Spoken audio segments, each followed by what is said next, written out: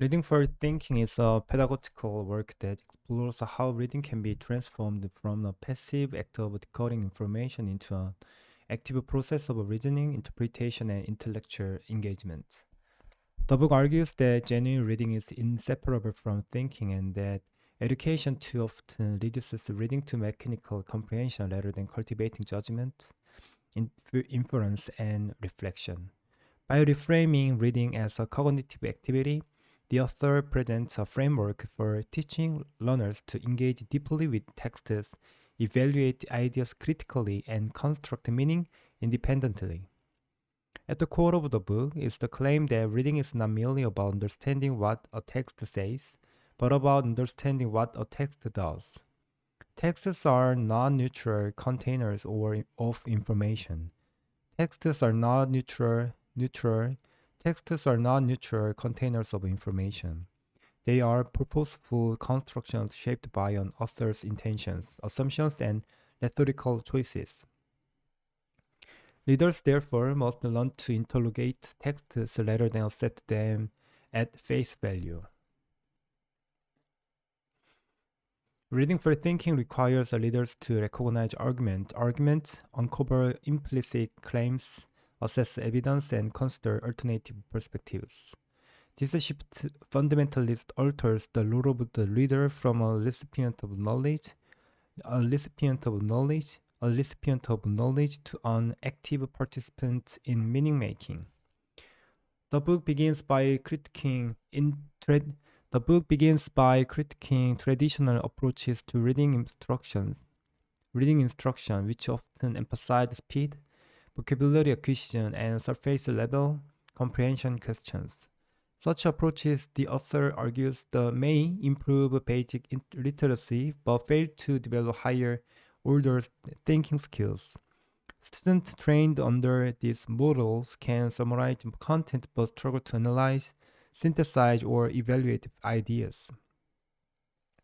Reading becomes an exercise in retrieval rather than inquiry. The author contends that this limitation is not due to students' inability to think, but to instructional practices that do not demand thinking. To address this problem, Reading for Thinking introduces a conceptual distinction between literal reading and analytical reading. Literal reading focuses on identifying explicit information, while analytical reading involves examining how ideas are constructed and why they are presented in a particular way. Analytical readers ask questions such as what is the author's main claim? What assumptions underlie this argument? How does the evidence support or fail to support the conclusion? These questions shift attention from content alone to reasoning processes embedded in the text. A major theme of the book is the role of questioning in reading. The author emphasizes that skilled readers are distinguished not by how much they know, but by the quality of questions they ask while reading. Questions guide attention, activate prior knowledge, and expose gaps in understanding. Rather than relying on teaching-generated questions after reading, learners should be taught to generate their own questions before, during, and after engaging with a text. This habit fosters intellectual curiosity and ownership of learning. The book outlines several categories of productive questions. Clarifying questions help readers resolve confusion about terms or references. Analytical questions probe relationships between ideas and examine the logic of arguments. Evaluative questions assess credibility, relevance, and implications. Reflective questions connect the text to broader context, personal experience, or ethical considerations. By practicing these types of questioning, readers develop a multidimensional understanding of texts. Another central argument is that thinking-oriented reading requires awareness of text structure. Different genres such as expository essays, Argumentative articles, narratives, and scientific reports organize ideas in distinct ways, recognizing patterns such as cause and effect, comparison, contrast, solution, and claim evidence. Reasoning enables the readers to anticipate how information will unfold. Structural awareness reduces cognitive load and allows readers to focus more energy on interpretation and critique. The author places particular emphasis on argumentation. Many texts, even those that appear purely informational, advance implicit or explicit arguments. Readers must learn to identify claims, distinguish reasons from examples, and evaluate the strength of evidence. The book stresses that disagreement with the text should be reasoned rather than reactive. The book stresses that disagreement with a text should be reasoned rather than reactive. Critical reading does not mean rejecting ideas reflectively, but assessing them fairly and thoughtfully. This disciplined skepticism is portrayed as essential for democratic citizenship and intellectual maturity. Inference is presented as another key component of reading for thinking. Texts rarely state everything explicitly. Readers must draw conclusions based on cues, context, and background knowledge. Skilled readers infer meanings, intentions, and implications that go beyond literal statements. The book explains that inference is not guesswork, but a reasoned process grounded in textual evidence. Teaching students how to justify inferences strengthens both comprehension and argumentation skills. The author also addresses the affective dimension of reading. Motivation, interest, and confidence significantly influence how readers engage with texts. When students perceive reading as a test of correctness rather than an exploration of ideas, they may adopt defensive strategies such as skimming or memorization.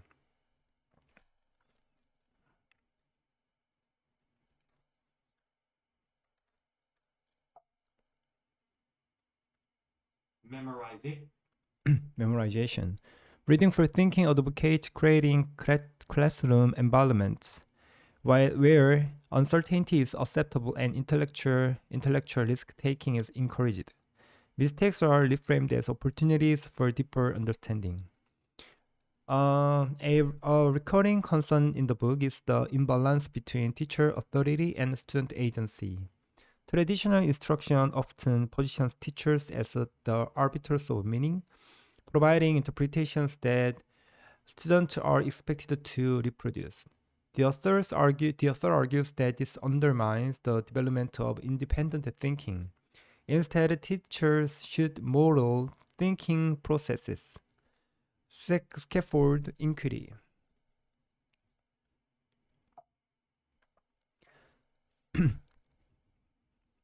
Scaffold inquiry and gradually release responsibility to learners.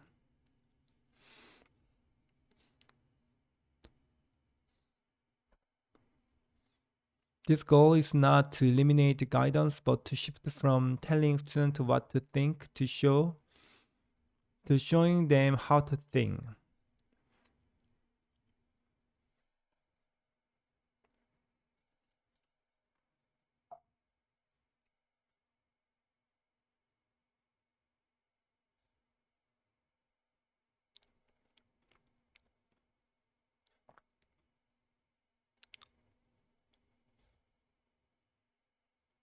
Scaffold inquiry.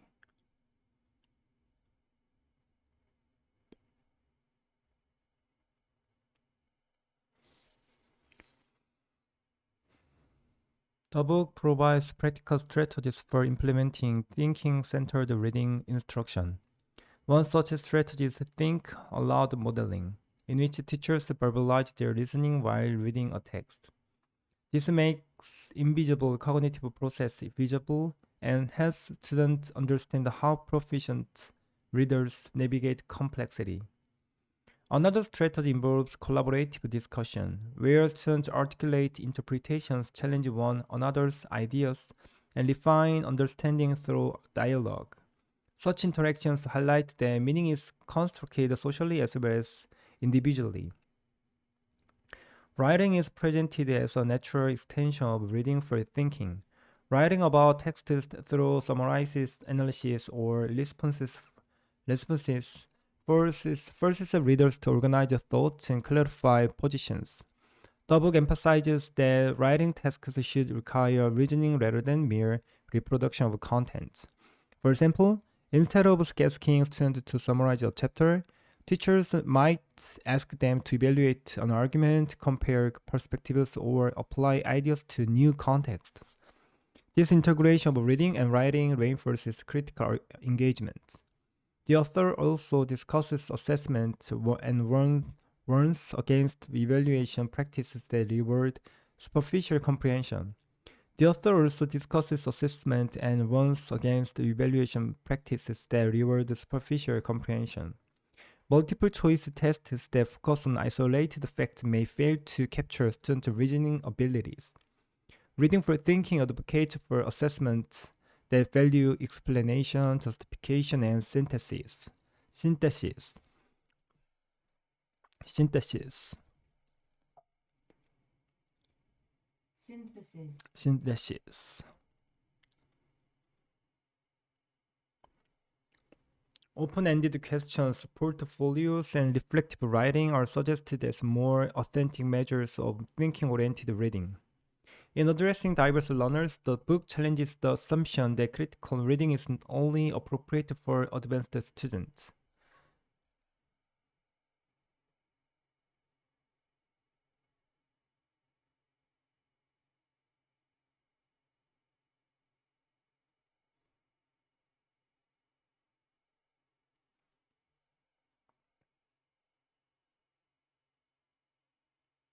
In addressing diverse learners, the book challenges the assumption that critical reading is only appropriate for advanced students.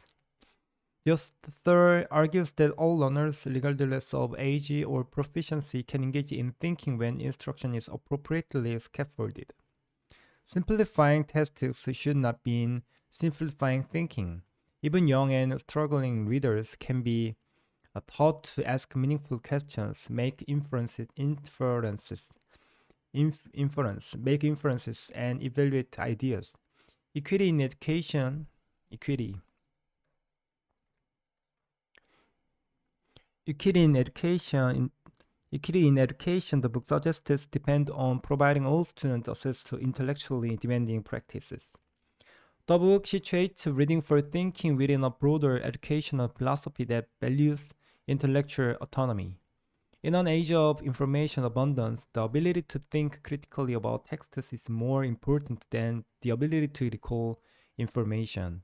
The author connects reading instruction to civil responsibility, arguing that uncritical readers are more susceptible to manipulation, misinformation, and ideological extremes.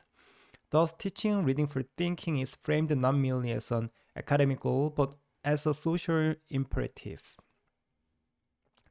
Technology and digital media are also briefly addressed.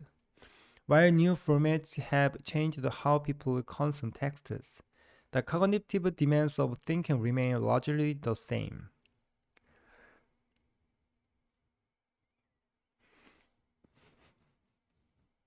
Skimming online content without reflection can weaken sustained attention and reasoning skills.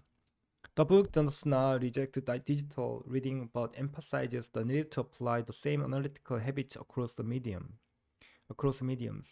Critical literacy, the author argues, is medium independent. Throughout the book, the tone is both critical and optimistic.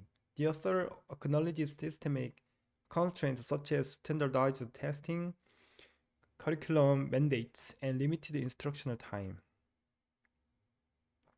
However, the book maintains that meaningful change is possible through intentional pedagogical choices. Choices.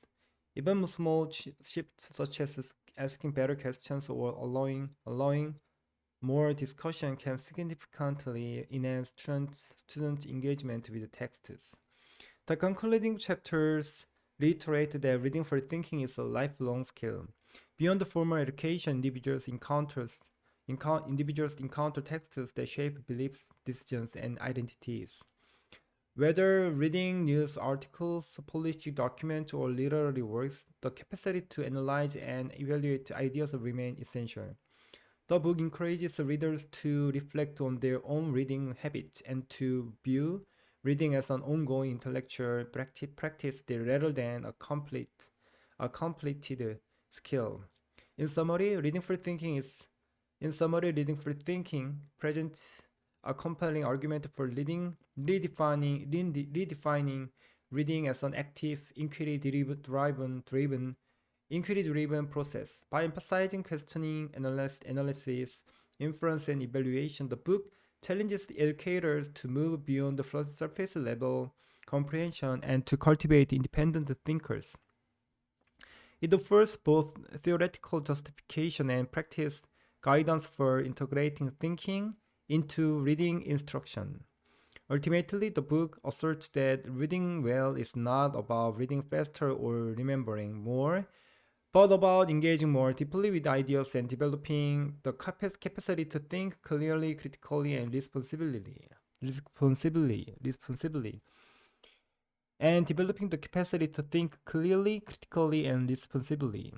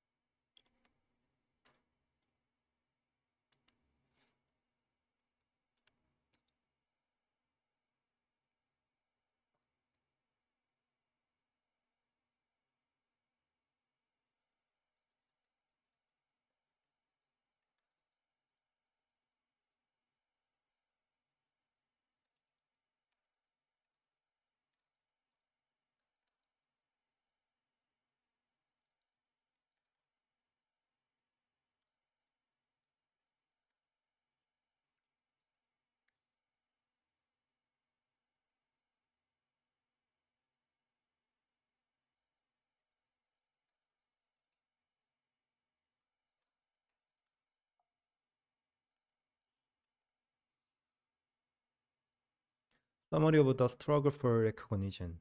The struggle for recognition is Alexa Arendt's seminal contribution to contemporary social and political theory.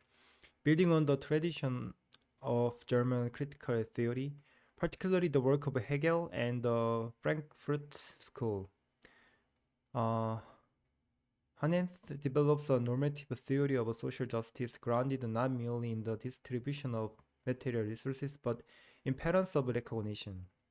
His central claim is that social conflict, moral development, and individual self-realization are fundamentally driven by struggles for recognition.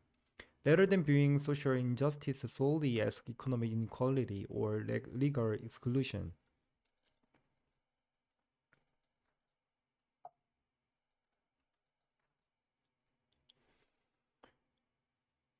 Honest argues that misrecognition, systematic denial of recognition, is the deepest source of social suffering and conflict. At the heart of the book lies the thesis that individuals can only develop a positive relation to themselves through intersubjective recognition. Human identity is not formed in isolation. It is constituted through social relations in which individuals are acknowledged, respected, and valued by others. When recognition is denied or distorted, individuals experience moral injury, which in turn motivates social struggle. Thus, social movements are not merely reactions to material deprivation, but moral struggles aimed at expanding and institutionalizing new forms of recognition. Hannes project is both descriptive and normative. Descriptively, he seeks to explain why social conflicts arise and how they are motivated. Normatively, he aims to provide a standard by which social arrangements can be evaluated in terms of justice. His theory reorients critical social theory away from purely economic analysis toward a moral grammar of social conflict. A moral grammar of social conflicts. Theoretical background and motivation. Hannes situates his work within the legacy of critical theory, particularly the tradition inaugurated by Max Heumer and Adorno, while earlier Frankfurt School theorists emphasized domination, ideology, and institutional rationality. Hannes criticizes them for lacking a robust normative foundation grounded in every moral experience. He argues that critical theory must reconnect with the lived experience of injustice that motivates real social struggles. To construct such a foundation, Hannes turns to Hegel's early writings, especially Hegel's concepts of recognition. According to Hegel, social freedom is achieved not through isolation but through reciprocal recognition among individuals. Hannes revives the idea, then integrates it with insight from social psychology, particularly the work of George Herbert Mead, who emphasized the social formation of the self. Hannes also distances himself from distributive theories of justice.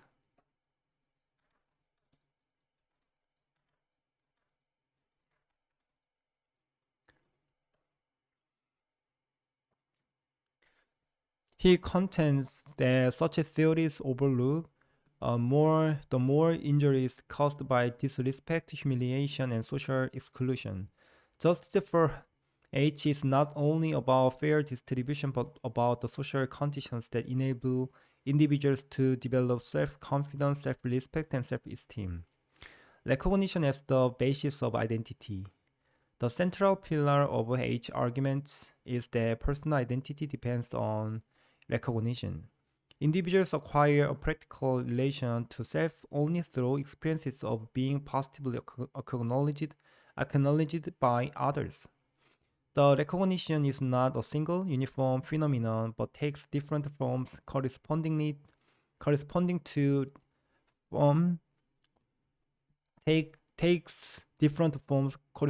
to different dimensions of social life. Hannes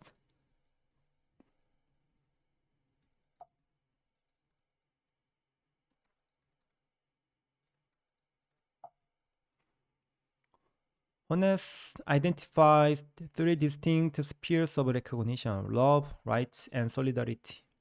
Each sphere corresponds to a specific type of social relationship and contributes to a particular aspect of personal integrity. Together, these spheres form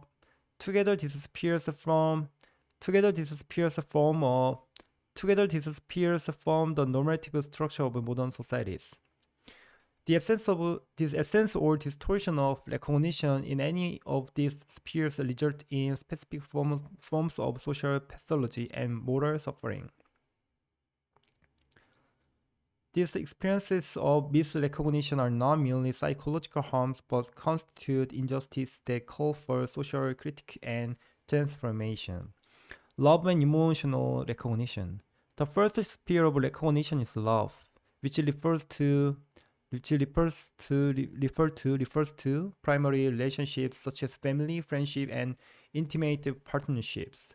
In these relationships, individuals are recognized in their concrete particularity and emotional vulnerability. Love provides the emotional support necessary for the development of self-confidence, the basic trust in one's own needs and feelings. Drawing on psychoanalytic object relations theory, Honeth argues that early experiences of love and care are foundational for psychological development. Without stable and supportive primary relationships, individuals struggle to develop a secure sense of self. Emotional neglect, abuse, and abandonment constitute severe forms of misrecognition that can have lasting effects on personal identity.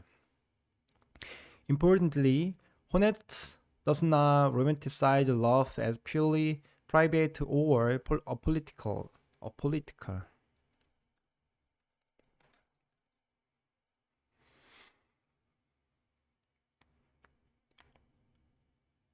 He emphasizes that social institutions and cultural norms shape the conditions under which loving relationships are possible. For example, gender inequality, economic precarity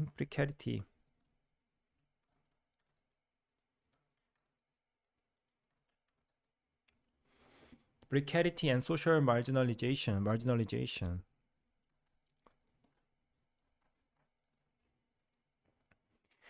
can undermine the capacity for mature care. Thus, even the spirit of love has political implication. Thus, even the spirit of love has political implications, rights and legal recognition.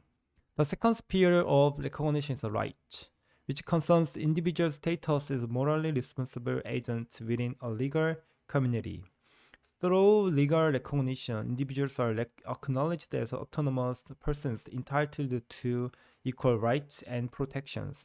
This form of recognition enables the development of self-respect, the sense of oneself as a legitimate member of society.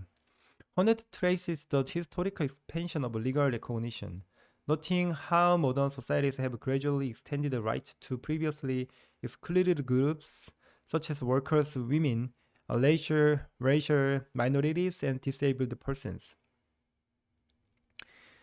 These struggles for rights are not merely legal reforms but moral struggles for recognition as equal members of the community. As equal members of the community, legal misrecognition occurs when individuals or groups are denied rights, subjected to discrimination, or excluded from political participation. Such injustice undermine self-respect and generate moral outrage. Social movements that demand civil rights, political inclusion, or legal equality are thus interpreted as struggles to restore or expand recognition in the legal sphere. Honeth emphasizes that rights are not static but evolve through social conflicts. Legal recognition reflects prevailing moral expectations, which are continually renegotiated through. Honeth emphasizes the rights are not static, but Honeth emphasizes that rights are not static but evolve through social conflict. Honeth emphasizes that rights are not static but evolve through social conflict. Legal recognition reflects prevailing moral expectations, which are continually renegotiated through democratic struggle. The third sphere of recognition is solidarity, which refers to social valuation of individuals' traits, abilities, and contributions within a shared cultural framework. Unlike love, which is particularistic, and rights, which are universal, solidarity concerns social esteem based on socially valued forms of life. Through solidarity, individuals develop self-esteem, the sense that their way of life is meaningful and valued by others. This form of recognition depends on cultural norms that define what counts as a valuable contribution to society. In modern pluralistic societies, these norms are contested and subject to change. Pluralistic.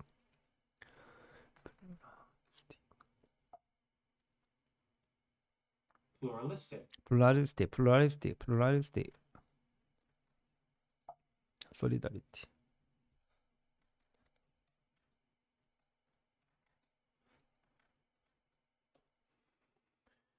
Misrecognition in this sphere occurs when misrecognition in this sphere misrecognition